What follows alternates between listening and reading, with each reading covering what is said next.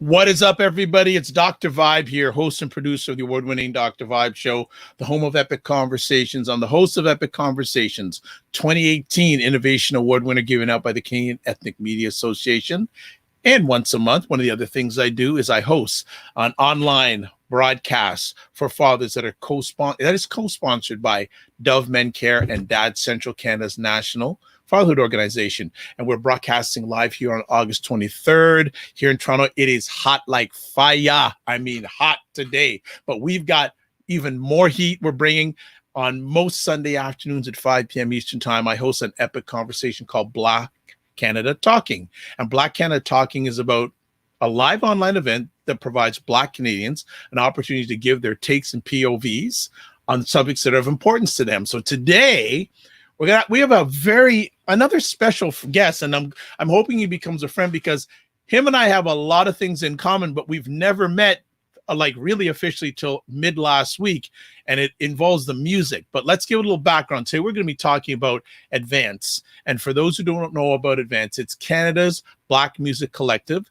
It's leading the change in developing an infrastructure for the betterment, upliftment, and retention of Black people in the music business, serving as a unified front for Black people working within all sectors of the Canadian music industry.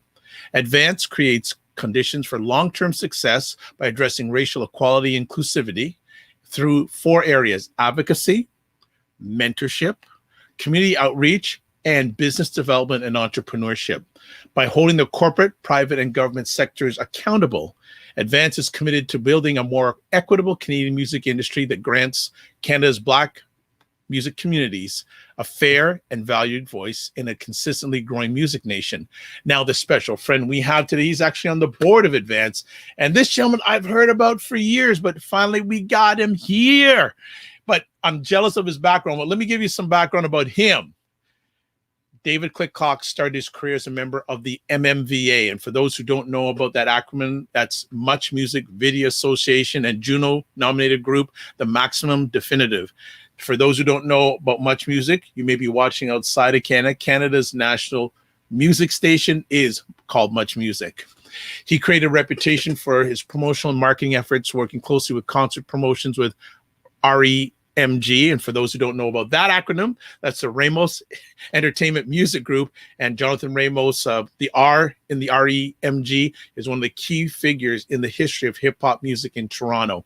Soon after he started his career working with BMG Music, and then worked at Universal Music as A&R. And for those, little inside secret, when I had hair, I was the first person to do urban music at Universal Music. Actually, I was the first person of color to be hired in that capacity, but that's another conversation. During his time with Universal, David founded the Stylus Awards to celebrate Canadian urban music and music talents and recognition of DJs. After 8 years with Universal, he created his own entertainment company, CLK Creative Works. Today, CLK is responsible for managing an eclectic roster of highly skilled and experienced artists. Along with management, David teaches music business at Metalworks and the Remix Project. Let us welcome for the first time, and not the last time, even though I'm jealous where he is today, David Click Cox. How we doing? Doing, man? What's happening? Everything's happening. How you, man? What's cracking? Let me Okay, just no. You just keep for me. no. You just keep yourself in the picture. Don't give me no side views of that nonsense. How you doing today, bro? I'm good. How you doing, man? I am blessed, highly favored, a magnet for miracles, and a solution for someone's problem. And I like to say, still black. We all are. There you go. Where are you at right now? And I'm proud to be that too. You know what I'm saying? There you go. Where are you at right now? Man, I'm in Toronto. I'm just down near the water. You know, nice. Just running some errands around town, and it just came down to the fact that I don't know if I can get home on time. Let me just pull up somewhere and get on this interview with you. You know what I mean? But thank you for having me. I appreciate it. I think us meeting is long overdue because we have so many things in common. And folks, we did have a conversation last Wednesday, and we only probably scheduled to speak for half an hour. We could have went on for a whole day. Right, because right. there's so many things in common. But Dave, can you share a little bit with our audience, a little bit of background of yourself, where you were born, grew up, etc.? Where, say that again, where I was born and stuff. Yeah, and you know, Oh, growing okay. up, all that kind of stuff. I was born in Santa Monica, California. What? Yeah, I'm American. American. So I grew up in LA until I was about 5, and then moved to Edmonton, Alberta, Wow. where I grew up in Alberta until I was around my my my late teens, early 20s, and then moved to Toronto. Okay, cool. And been What? here ever since. Yeah, what got you into the music industry? Or did actually did you find it, or did it find you? I think it's a little bit of both, to be honest with you. I mean, Yeah. I think like from a very young age, music has been a major component in my life. You know what I'm saying? Like, from playing instruments to, to b-boying, like that's where my real, I guess you could say, connection to the music was in the 80s, and with hip hop and stuff, and dancing, and being part of the group that you mentioned earlier, the Maxim Definitive in Edmonton in the late 80s, early 90s. We were kind of the elite group that was doing a lot of stuff in the city at that time. And Hmm. then with the successes, like you had mentioned, with the Junos and the MMVAs and all that type of stuff, it just made sense to either move to Vancouver or move to Toronto. I actually was trying to get the crew to move to New York. I was like, yo, Wow. let's go to New York, But Yeah. they all had roots here in Toronto, the rest Okay. of the crew, and it just made more sense for us to go to Toronto, and I love it here. I haven't left yet. You know what I mean? Like, I've thought about it many times, to be honest with you. Wow. What keeps you here? Man, the culture. Mm. Toronto has such a beautiful culture, such a beautiful vibe. It has a you can get everything you wanted in this city. You know what I'm saying? And it just I think that's probably one of the biggest things. And then just obviously getting into the music business and kind of like I guess you could say planting my feet on solid ground there. I kind of just ran with it. Yeah. No problem. How did you get your start at BMG, and also your inroads at Universal? How did those two stories happen? Um, in the late '90s, early 2000s, I had actually was going to Harris Institute of the Arts at the time, Yep. and I also at the same time was doing a lot of promo with our good friend Jonathan Ramos, and I was doing a lot of the concerts with him, and I actually thought at that moment in time I would actually I was inspiring to go into publishing, and I wanted to go to New York and actually intern for a publishing company, but based on the success that we were having with the shows, because I was the runner for all the shows. I was booking the artists into their hotel rooms. I was getting them from from A to B, and I was very involved in that. But I was also hosting some of the shows. I was promoting all the shows at all the radio stations. So I was very active, and I got hit up from BMG, asked me if I wanted to come in for a interview for a job in their marketing department, and that's basically where it started. That's where I kind of got my feet wet with record labels. And how did you get into Universal? Universal came about a year and some later. You know, something that that I'm a real firm believer in is mentorship and guidance, and especially amongst like Black professionals, and Ivan Barry I've known for Oh, wow. years, because Oh, yeah. our crew was opening up for like Dream Warriors, and like we knew them from the early '90s. You know what I'm Yep. saying? And so the relationship was there. And at the time, Ivan actually worked at BMG, the same Yep. time that I worked at BMG. And one day he called me into his office, and he's like, "Yo, Click, are you applying for this A&R job at Universal?" And I was like, no. He's like, what do you mean no? What are you talking about? I'm like, I don't know if I'm ready for that yet. You know, I had like a preconceived notion of like the steps that you needed to take to go somewhere. Right. And I always felt like I've always been a huge fan of radio, you know. In the early, like from 1989 to 94, I had a radio show on University of Alberta. So Okay, well, you know, that's another thing you and I have in common, because I go back to college radio at Scarborough College, University of Toronto. Yes. See, I knew that because I told you, I know your name because I used to send you music from BMP Music. Okay. I know that. You know what I'm saying? So for me, running into Ivan, and Ivan called me into his office and basically saying, you know, he said, I think you would be a good candidate for the job. And you know, after he kind of broke it down, the science to me, I was like, okay, you know what? Yeah, I'll apply, you know? And it's funny enough, they actually, I think they stopped applying. I think they stopped in interviews, but they called him to ask if there's anybody else out there that they weren't, they hadn't seen yet.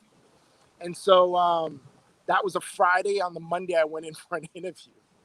And I guess the rest is history. I worked at Universal for about 9 years. Yeah.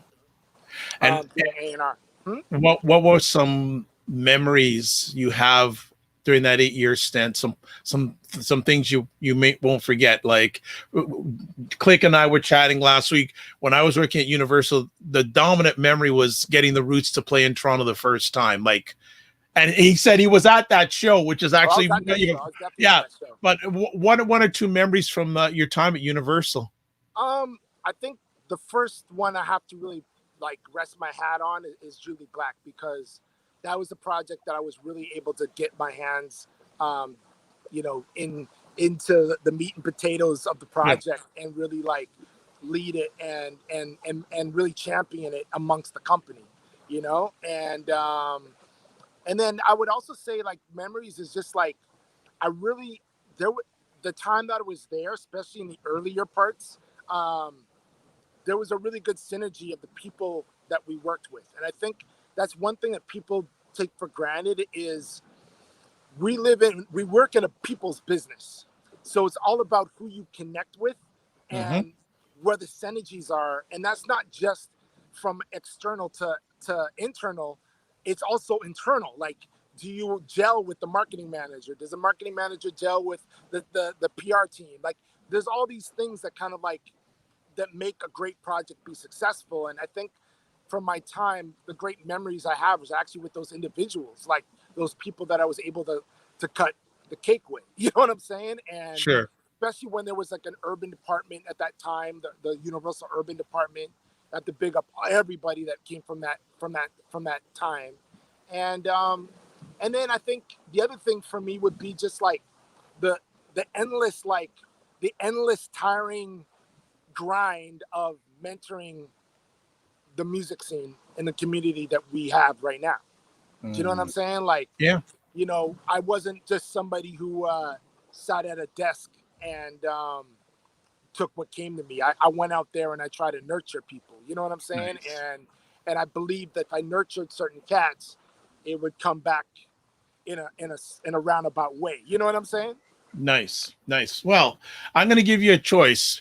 I like to give. Well, you're a friend, so I won't give my friends. Do you want to chat about the Canadian Black music scene, or do you want to talk about Advance first? Which one you want to go at first? Well, I think they're both one of the same. To be real with you, like, I mean, you know, one of the reasons why I came on this today is not necessarily to talk all about Advance, because Advance is an important thing, but the bigger picture is like the roundtable discussions that I'm doing right now. That's really an important thing to shine the light on, which is aligned with Advance, which is aligned with the music industry. So it's like they're kind of all intertwined. Okay, so let's talk about some of these roundtable discussions that you're having right now. Now, how did they come about, and how are they going? They're going really, really, really well. We're in our 4th week coming up on Tuesday. So we've already had 3 episodes, and you can view those episodes right now online. If you go to www.bdr breakingdownracialbarriers.ca, so that's basically the URL for it. But it's been really good from the standpoint of bringing our community together. I think that's really how it got started, was myself and Ian Andre Espinay, who's Yes. an OG concert promoter, graphic designer, just overall guy on the ground. You know what I'm saying? In Absolutely. and like making a difference. And me and him, we've known each other a long time. And one day we're having this conversation shortly after the George Floyd incident, and just talking about our frustrations with the Canadian music business, and specifically what's popping with the Black community. You know what I'm saying? And a lot of it with me was like, I'm going on to Instagram, I'm watching all these Zoom conversations and people connecting in an American industry, but I don't hear anybody in Canada saying shit. And that really bothered me. I'm like, yo, we have a very rich, long history, and we have artists that are at the top of the fucking totem pole, excuse my language. Okay. And we need to have these discussions amongst ourselves to release, to mobilize, to educate, and to also kind of make sure that we're all on the same playing field, and making sure that, like, because when you get like in a small group and it's like, you got 10 people in one room, you got 10 people in another room, it kind of gets sporadic. And Right. it's like, let's get everybody and make sure that everybody's seeing what we're doing and hearing what the challenges are.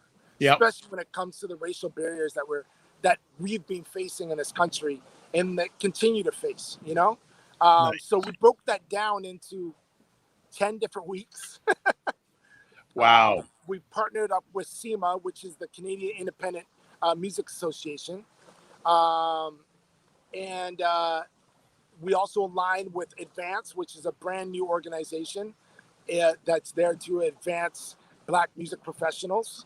And the idea was to use each of those weeks to target different segments of the music industry. So the first week was more of like a roundabout talking about systematic racism and what that looks like in the music business. And then the second week was talking about economics, like what are the challenges that we might face in terms of getting funding? Is there a challenge?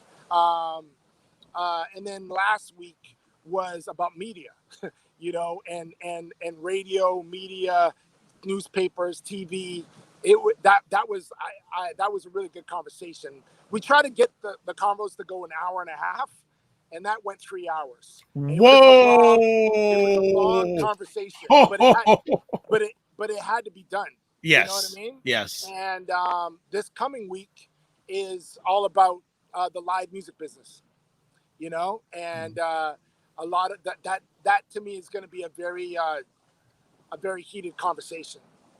Okay. We don't there's a lot of systematic problems we have amongst the live music business in this country, from venue ownership to even getting booked at certain venues to even employment in certain areas, like, be it Live Nation, be it booking agencies, be it even roadies, like people that actually do the people behind the scenes that actually are putting together that are handling all the manpower in terms of putting together big shows on the road. Yep. Like when I look, like I've had the opportunity to travel the country, I've had the opportunity to go to a lot of festivals, a lot of concerts, and I've been involved in doing shows. So I know a lot of the challenges, but I don't believe that I know all the answers, and I don't believe I know all the challenges either. So I think it's important to bring in different people that have had experiences in different sectors to talk about it. So this week we have Oren Bistos, who's like OG in club promotions, and we have another concert promoter from Calgary that's jump on the line, and obviously Ian and his background. So that's where we are now, and then moving forward, We're going to be jumping into conversations with artists and how that looks like, mentorship and succession, what that looks like. And at the end of it all, the goal is to put together a report that we can put in front of all the companies and say, listen, this is what we see the issues are, and this is the solutions that we believe need to be taking place. You know what I mean? So that's in a nutshell what it is. No, well, that's great. Breaking it down as you have. Let me ask, when you are sharing this initiative with others, what is their initial responses? Are you getting buy-in automatically? Because I've seen some of the screens of how many people. It sounds like you have to turn people away. From the black professionals, Yes, it's not a challenge. You know, if it's a challenge, it's maybe because of their schedules. You know what I sure, mean? Like nobody's been like, I don't want to talk. Like I maybe had like maybe 1 or 2 conversations with people that they just want to hear what exactly we're trying to do. Because one thing is, there's a lot of people that do the talking, but people are tired of talking. That's sure. that's part of the problem is that Mm-hmm. amongst black folks, we just feel like, yo, this has been happening for fucking years. I'm tired of this. Let's change now. Why do I need to talk about it anymore? But it's good to talk about it because, like I said before, if you don't talk, we're just assuming, Right. right? I And if agree. we want to get to the exact key element of what is the direct issue that is exactly happening. So, for example, in the economic one, having somebody from Factor, Ontario Creates, somebody from SOCAN, somebody used to work in Royal Bank, Ontario Creates. So having all these people were able to kind of talk about what it got down to talk about data and the Of course. importance of data to reflect the changes that we want to see when you address certain boards and you address certain companies to divvy out the money a certain way, or to Mm-hmm. make sure that they put more concentration in certain areas, or to back up what we're talking about. And the fact that a lot of this data does not exist. So that's a takeaway that we need to walk away from and put it in Right. front of people, saying, you are not collecting this data. You know what I'm saying? So this needs to be changed, you know? Right. And I think some of the biggest challenge is, it's not really a challenge, but I think when we first started, there was a lot of people who were kind of skeptical in terms of like other organizations that might want to align themselves to help in promoting what we're doing. But I think that's changed, definitely changed in the last couple weeks, where Okay. more companies like, oh, hey, you know, can we help support this initiative you guys are doing? You know what I mean? So, Nice. people just sometimes need to see like what's on the plate before they actually want to taste it. You know what I'm saying? It's like Got it. you might read it, you might read that it says, oh, this is really good, you know, steak and fries or whatever you want to call it, but you don't really know what it is until you actually see it being executed. You know what I mean? Absolutely. Just want to shout out here. Nicole Waldron says, I know long time. Nicole. Yeah, Hey, she's watching live. She says, shout out to you, my brother. Also, Sarah from Ottawa saying we need this organization to train concert music promoters in the Ottawa Gatineau area. There is such a lack of professionalism. and that's to talk about Advance. Advance is still in its like infantry process, but there is definitely a lot of people involved in helping kind of manifest what it needs to look like and how it needs to be executed. And definitely everybody that's been in these meetings and conversations all agree in the importance of educating and mentoring the next generation. And not just mentoring, but my perspective is we have relationships. Like I know a lot of different people. It goes beyond finding a candidate and mentoring somebody. Mentoring is not just like, hey, this is what this looks like. This is what this job looks like. This is the skills. This is the education. This is the knowledge. It has to go a step further. Almost the step of what Ivan did for me. It has to go to the step of saying, hey, I'm going to find you a position in this business and seed us in the places that we are not currently active in, and have our voices heard in these places. And it's not just companies. It's also boards, organizations. It's pretty much everywhere, you know? Right.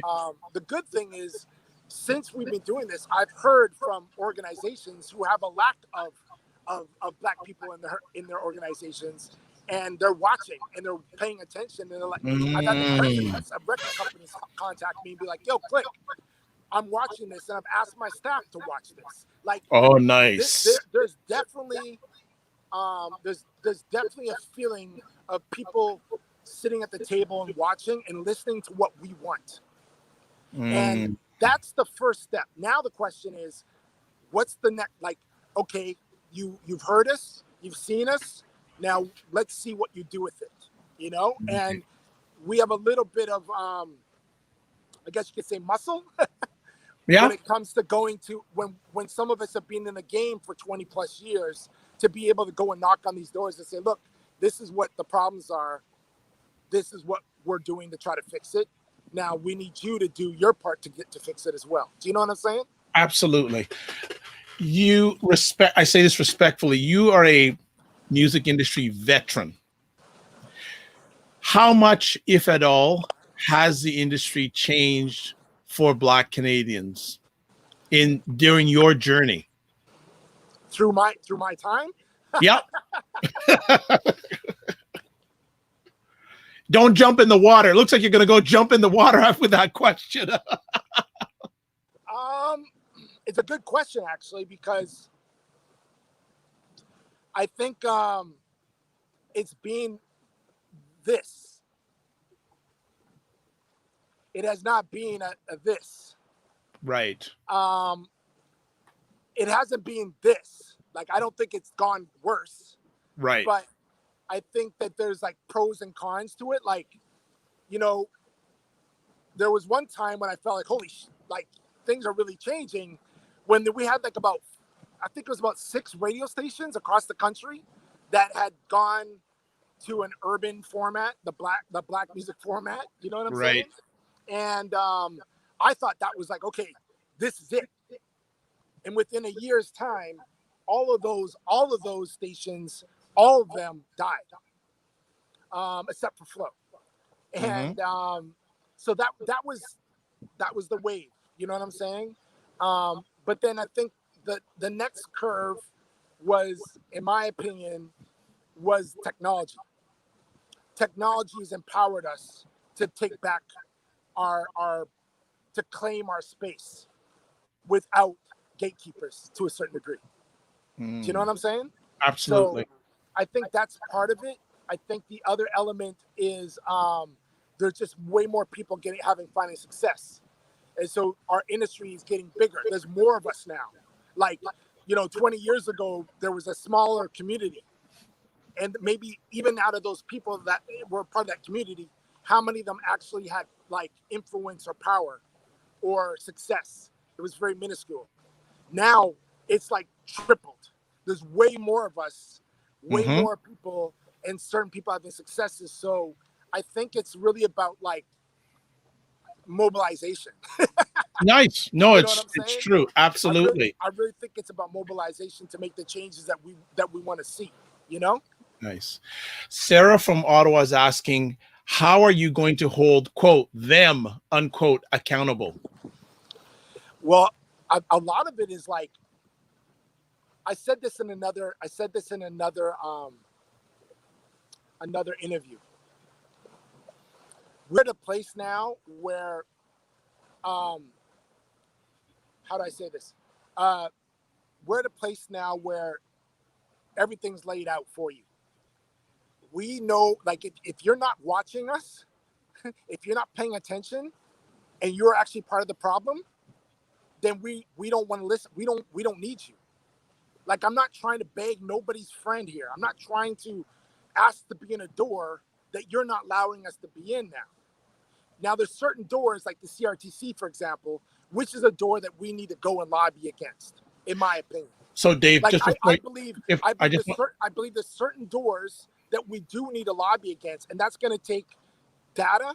It's going to take bodies, like manpower. It's not going to be one person walking in the door and saying, hey, make a change. It's going to need a community to actually dictate to ask for the change that's needed, in my opinion, you know?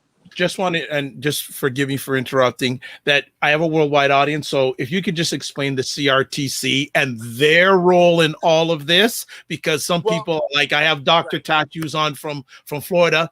She's right into media and all that. And definitely people check out her great conversation called Mediascope on Wednesdays, 5 p.m. on IG Live, 6 p.m. on WJMS Radio, Instagram, Facebook Live, and LinkedIn Live. But CRTC, if you could explain that to our audience and how critical their role is in all this.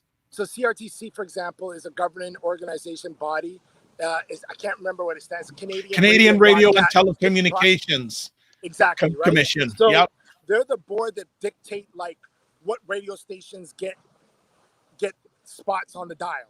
They're the board that dictate like what television stations and networks get on the dial. Like they are basically regulating what happens in the media space. If you go and look at their board right now, their main top executive board is all middle-aged white men.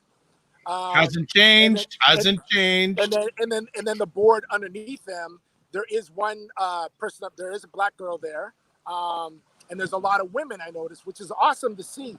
But there's just not enough. You can't have one person of color within these positions and these organizations that is going to make change.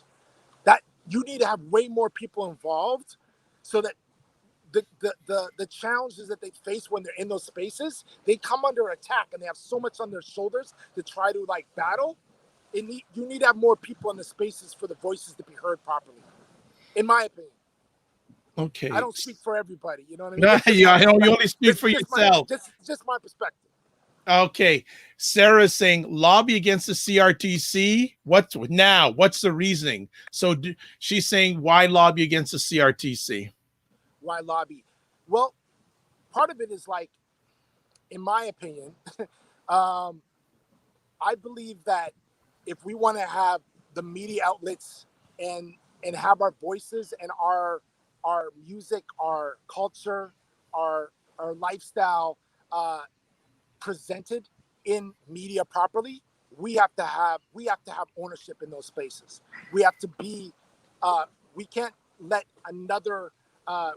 let's say like a fully white-owned company, white-run, come in and then dictate what our culture and what our voice is and who we are, because then that's where the racial microaggressions and all those other problems that come into racism happen, is because other people are painting pictures of us that is not true. Do you know what I'm saying? Yeah. She's saying CRTC is also the body that has mandated Canadian content, which protects Canadian content creators and artists. Yes, that is true. And for the thing, and don't get it twisted, like they're supposed to be there to it's like any company. I use CRTC as an example. I don't want to spend all my time here talking about CRTC. It's about all companies and all organizations that don't have proper representation of us in their spaces, so that our proper voices are being heard, and that it's like being in a room. I always look at it like back in the day when I don't know if it's like this now, I'm a little older, right? But like being in school, you had like, the different cliques based on what they listen to or their styles, you know what I'm saying? And it's like, if I was to go to the headbangers or the metalheads in the corner and ask them to do something for the jazz heads, the likelihood of them wanting to do it, they might do it because it might be their job, but are they going to put it a priority? Are they going to make it something that they have a passion and a connection to when it has nothing aligned to who they are or their life or their culture? So I think it's important that when it comes to organizations, period, don't care what it is, that representation is within these companies. But you can't just have somebody representing like, oh, hey, we brought a guy and put him on the board, or we brought a guy and put him in the company. You also got to give them power. You also have to give them power in the sense of like to make decisions, to run a budget, to actually go for theirs and prove themselves. And I think that's a lot of the challenge that we've seen in the music business. Is there's been plenty of Black people, you know this vibe, because both you and me worked at one of these labels, right? There's been a lot of Black people that worked at record companies, but there's barely any Black professionals at a higher up executive levels Yeah. within these record companies. Okay, And good. Go ahead. and there's a very small percentage of us in these spaces. And when you look at the percentage of Black music that is selling and what is popular right now, and when we're not in those spaces and we're not seen in these places, there's something wrong about that. Cool. Sarah is saying CRTC is not a company. I think what David meant to say is organization, not company. Yeah. And just on that fact, when we were speaking earlier on or middle of last week, there only, you were telling me maybe 2 Black persons that have power Yes. in Canada when it comes to music. Can you just that highlight have that are at a high executive level in this country at record labels with, like, we're talking hundreds and hundreds of employees, over 3 companies, or actually more than 3 companies if you even consider independents. Do you know what I'm saying? Like, you know, and I think that all of them are listening, and all of them are trying to figure out how they can make those changes. Like, a good friend of mine just got hired as what I believe might be the first Black A&R guy at Warner Music Canada in 2020. Do you know what I'm saying? So the first time ever, you know what I mean? So, you know, there are changes being done, and I don't expect any of these things to be done overnight. You know what I'm saying? Like, this isn't something where it's like, oh shit, let's jump on it. Things are going to happen tomorrow and everything's going to happen. Like, I look at this as the long game, you know? Nice. And so for those who are not aware, there is a wonderful Black woman that is in charge of Warner. So Warner Chappell, Warner Chapel. yeah, Warner Chapel, and she's been around. And I'm saying this respectfully because I don't like to talk about women in age. Vivian Barkley is a long time veteran. Yes. In the music industry. Yes. Yes, and she runs Warner Chapel in Canada, and she's actually one of the founders of Advance, the Black Music Professional Collective, right? Yeah. So, you know, she's definitely active. There's other people. There's not just record label people involved in this in Advance, and I want to express that to anybody else in this business. Is like, it's professional, Black professionals, meaning if you own a label, you own a publishing company, you own you're a content creator, a concert promoter, you own a concert company. Like, I think anything that has to do with the music business and it's a company, like you own a business, that's what it's meant for, you know? And I'm excited about that because we just haven't had a lot of opportunities where people, where we're uplifting ourselves and mentoring ourselves and being advocates for ourselves in that space, you know? Nice. You know, I've been part of other organizations in the past that have been put in place for the Black music community and stuff, and I feel like this is different. What makes it different? What makes this one different? I can't like quantify it, and it's a feeling. There's a certain thing in the air coming out of everybody's mouth in these meetings, you know? Everybody really is fighting to make a change and a difference. And I don't feel like anybody is like bickering and fighting over philosophies and ideas. There's also a level of respect put in place. And there's also intergenerational of people. So you have young people and you have older OGs in it. And I think that's really important because the OGs can give some perspective of how things are and what they've been through. But at the same time, I love the young spirit of somebody young up in the mix who has a fire, who just wants to like, yo, let's change the game. You know what I'm saying? and also their interconnection to a community that's happening right now is important. Nice. Sarah's saying our people need to apply and lobby to get into the CRTC. However, since few of us have connections, contacts, and experience in the fields regulated by the CRTC, it's hard. Let's keep kicking down the CRTC door, not abolish it. Oh yeah, I never said anything about abolishing it. You know, I'm not talking that. I agree with her.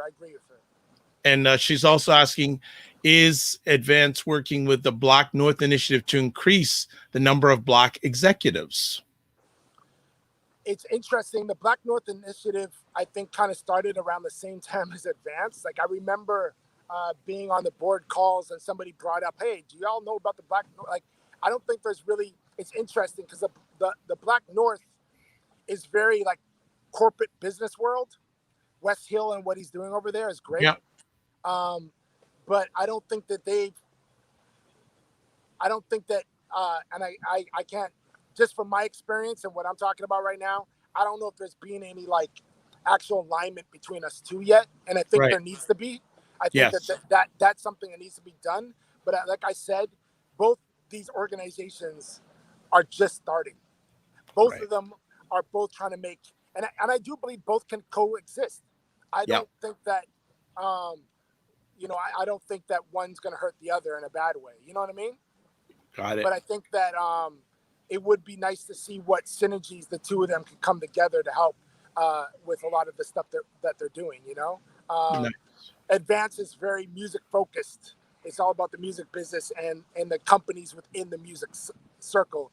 And I think the Black North is more aligned with like overall big Fortune 500 companies and everything else. You know what I mean? Okay. With these initiatives that are going, actually, the idea that you and Ian had for the weekly broadcasts, from the time that you discussed it to the time it launched, how much of time span was that? I would say I haven't really tracked it, but I'd say it feels like maybe about six or 7 weeks. Okay. Maybe like a month and a half. Nice. Yeah, Nice. because I sit on one of the boards for SEMA, so I sit on their professional. They have a professional board for like workshops and the professional development, and so when everything started happening with the riots, well, not even, I don't like calling them riots, not riots, with the protests and like everybody else that I know out there, the questions that start coming from our white colleagues of like, hey, what can we do and what needs to be done? And okay, that's great. Well, first and foremost, y'all got to address your problems, you know? And that's one of the Wow. first things I said to SEMA is like, you know, you have to look within yourself and address the issues that you currently have that is making challenges for Black folks in the music business. And they agreed right away. And I know SEMA right now is working on changing how their board is elected based on that, you know? So that was kind of like one of the first things that kind of how that all came about. And then when we launched it, which was 3 weeks ago, it just all came together pretty fast, I guess you could say, you know? Yeah. And Yeah. I don't know if I could have done it if I didn't have, like, me and Ian are both like 25 plus years in the industry, you know what I mean? So we have a lot of relationships, you know what I mean? So we were able to call people and get people on the phone and line people up right away, you know what I mean? So that makes it a lot easier. Yeah. So 2020 has been a classic year. Like, we may never have another one like it. Outside, how has the Canadian Black music industry done this year? How's, obviously Advance is doing this initiative, you're doing the weekly shows. How has the music industry been for Black Canadians on the concert promotion? How's it been so far? Because obviously it's a shift now, because a lot couldn't do live shows. Are you talking about how is it affecting Black musicians, period, and Black Yes. professionals? Yes. I think it affects us all severely. Like, I think the same way that affects everybody right now is touched by this, you know? But the one thing I have realized is that there is different organizations, different people that have been very active in reaching out to myself, to the artists that I know in the community about, opportunities to get money where money is at for them to help them where they are in their careers. I think that it's you have to have a totally different mindset right now as an artist, and a different mindset as a business person, because you have to reconfigure your whole model, because the music business is based on live, like a lot on live sales, unless you're an artist who's really a viral online type of artist. You know what I'm saying? And even those ones have to think about, okay, how do I rejig things, because everybody is online now. You know what I mean? Like, you've been doing your podcast a long time, but as you know, in the last year, podcast numbers have like skyrocketed. No, forget about the last year, since March. Forget even the last year, since March. Since March, exactly. So, and even with artists putting music out is being crazy. Like, I was just talking to somebody last week, and he said the numbers right now are about 50,000 songs a day. What? 50,000 songs a day around the world are released. Holy! So how do you compete with that? How does even Spotify able to listen to all those songs? Like, it's very challenging. You know what I mean? So a lot of it relies heavy on what individuals are doing online themselves, how innovative they can be, how artistic and creative they can be, and the goods that they're putting out there. So yeah, it's freaking hard. I had one of my artists the whole year. We planned to tour in Brazil and in Germany and France this summer, and didn't happen. And now it's like, but the cool thing is, they've learned how to. They picked up a skill set now of like doing artwork. So now they want to do. They've been learning how to use like Photoshop and Illustrator and picking up a new skill set. And I think like that's what the innovation is that I'm talking about. It's like artists have to now think about, and not just artists, but businesses. Like, as business people, we have to be innovative in our thought process of like, what am I not doing that I could be doing better? What skill set could I be learning that will make my work more efficient? Do you know what I'm saying? There's different ways we have to think about things, especially when we've had 6 months to do it. Do you know what I'm saying? Things are never going to be the same again. But do you think, is this time that we've had over the last 6 months, the aftermath, is it going to level out the playing field when it comes for Black artists, or is it going to make the gap between the haves and have-nots wider? I think that some gaps will be filled, and I think some gaps won't. It's an unfortunate thing, but not everything's going to change in one day. Nothing has. You know what I'm saying? But just like our past predecessors that have been before us, they all protested to make Black music categories of the Junos. They all. I was one of them. They all fought the music business to create different categories within promotion techniques, marketing departments. There's all these things that have been done before us that have helped push the meter a little bit. And I think that the one area of this business, in my opinion, that needs to be strengthened is our professionals. Because to be real, like, I'm not hating on no artists, but like, there's so many friggin' artists. And there's so many artists. And when I go and I listen to a lot of artists, there's like, I can name off 20 acts that I think are like amazing from Canada. And I mean, amazing musically. I don't feel like I need to go to them and tell them to change up what they're doing. But the question is, well, why are they only known on their Black? Why are they only known within one circle? Why are they only known in one area? Why are they only cutting through here? I believe it's because infrastructure is not here to help them. And I believe that infrastructure is not in place to benefit Canadian artists to actually make an indent, especially black artists in this country, unless they seem to have to go somewhere else to make it known. Like every single artist that's been successful in this country has had to go somewhere else to bring back some hype for us to like get on board. So, so Click, is that a Canadian music thing or is that a Canadian thing? I think it is an infrastructure thing. Okay. I think it is an infrastructure thing. I really do. Because I think like if you gave, it's not like, trust me, a bunch of us were champion Drake before Drake was even where he is. You know? Me and Ivan Evidente were championing Drake, trying to get him signed to Universal in 2006-7. Okay?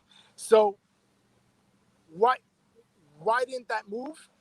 Maybe it's because neither of us had the signing power to just say, yo, this guy needs to be signed and this one needs to be done. Give us the power, let's go. Or it could also be like, why did,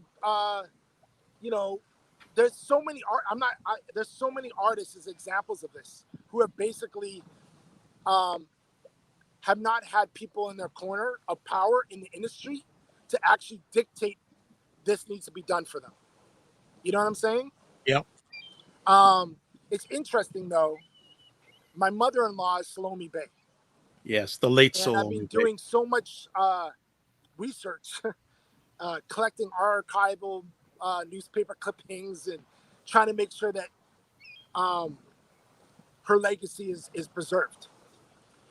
It's messed up that I have to do that because I do it because we're not good at doing it ourselves. In Documentation. The industry, this comes back to us not being in positions of power. If we were in more media outlets or more places to actually dictate and demand that, no, this needs to happen, when I have a publicist telling me like he's spending the majority of his time educating people on who she is, that's a problem. That should not be the case. Do you know what I'm saying? When I went and read some of her articles, I realized that there were some people in power that really made some big moves for her. There was people that gave her, like being one of the first black entertainers to have their own TV special. Yeah. The very first ever black person to run on all black cast that was sold out for 13 months in theaters in Toronto, first time ever. That kind of dictated what needed to happen, but still there was a lot of challenges faced for her, you know? But I guess what I'm getting at is if we have more of us in position, we can dictate what the landscape and how we want to promote and how we want to get behind our artists in a faster way. That's what I'm talking about. Otherwise, we're kicking the can trying to convince everybody. And by the time we convince everybody, the artist has jumped ship somewhere else and they're coming back feeling, oh, Canada didn't do nothing for me. Do you know what I'm saying? Absolutely. That's part of the problem we're having. My phone's about to die, by the way. Okay, so we're gonna make it like really cool. Well, we'll end it off here, but I don't know if you can answer this really quick. It may be a long, maybe you have to come back. But the question here from Sarah saying, what can you say about the situation in French-speaking Canada, Quebec specifically? Well, we have on Advance, we have a couple people from the France market that are on the calls that are definitely there to represent the French. And I think that that market is really challenging because of the bilingual problems, like, and especially amongst black artists being heard and seen right now in that country, in that province is a big issue. It's a longer discussion that I don't even think I have the qualifications to really drop in, but it is something that needs to be addressed. Okay, no problem. Respecting your battery power, I'd like to say thank you, first of all, for taking the time on a beautiful day by the lake. Maybe now you're inspiring me. I've got to do a Dr. Vibe show by the lake. Okay, you had to go there again with a side view again. You're so rude. You're so rude. But David, again, thanks to you. Thank you for having me, man. Oh, and before we let you go, a few things. Condolences to you and the family on the loss of Salome. Next up, where can people find out more information about you and or Advance, etc.? Anything you'd like to leave us with? You know what? Pretty much, I know that you put up a bunch of stuff in the chat. Yeah, it's up there, so you don't even, we don't have to really have to go. All I could say that what I really want to do out of all these things, the last thing I want to say is this: it's not about just chasing and knocking on these doors of organizations and companies that exist. It also comes down to empowering ourselves, a position of power and empowerment to own our own businesses and keep the money within our own communities to go somewhere. You know what I'm saying? So I think that that's the other thing that really excites me about what we're doing, is how I can empower the next record label owner, the next publisher, the next media giant. You know what I'm saying? Yeah. Okay. Well, your battery's about to run out, so I'm going to let you go. David, thanks again. We will be in touch. Walk good, my brother. All right. Peace. All right. Peace. That's David Click Cox of the Advance Music, Black Music, Canada's Black Music Collective. And we had the information scrolling along there. Also, he runs his own promotions company called CLK Creative Works. Hey, great conversation. I'd like to have him stay longer, but hey, it's down by the lake. I'm taking up his time. And like to thank wonderful people here, Sarah and Nicole. Thank you for your continuous support. It's appreciated, not taken for granted. Same thing with Dr. Tachi. And yes, Sarah saying Dr. Vibe by the lake. Yes, we're going to see if we can get that to happen. And yes, Sarah says, amen. Empowering ourselves to our own community and keep the dollars in our community. Much agreed. I am Dr. Vibe, host and producer of the award-winning Dr. Vibe Show, the home of Epic Conversations. I'm the host of Epic Conversations, 2018 award winner in the innovation category, given out by the Canadian Ethnic Media Association. And once a month, I host conversations for fathers that are co-sponsored by Dad Central, Canada's national fatherhood organization, and Dove Men Care. If you want to get in touch with me, the best place to do that is my website. That's the Dr. Vibe Show. We're going to just put it up quickly up on the screen as I wind it out right here. We're going to put the link up if you want to touch base with me. My website address, the drvibeshow.com. That's if you want to listen to any of my Epic Conversations replay-wise, watch any of my conversations replay-wise, Epic Conversation-wise. If you want to get in contact with me, all my social media information. If you want to be on the Dr. Vibe Show, this is a part of the Dr. Vibe Show family called Black Canada Talking. Once a week, Sundays, 5 p.m. Eastern Time, most Sundays. If you want to be a guest, reach out to me. You can do that through the website. As always, I'm going to close out with this. Live your life as a dream. If you can dream it, you can make it. Next up, sometimes you have to get small to get stronger. Block assumptions, then aim bigger, aim better, aim higher, aim wider. God bless. Peace to well. Keep the faith and walk good. And thanks again to BIA Media for the incredible production. Good night, everybody.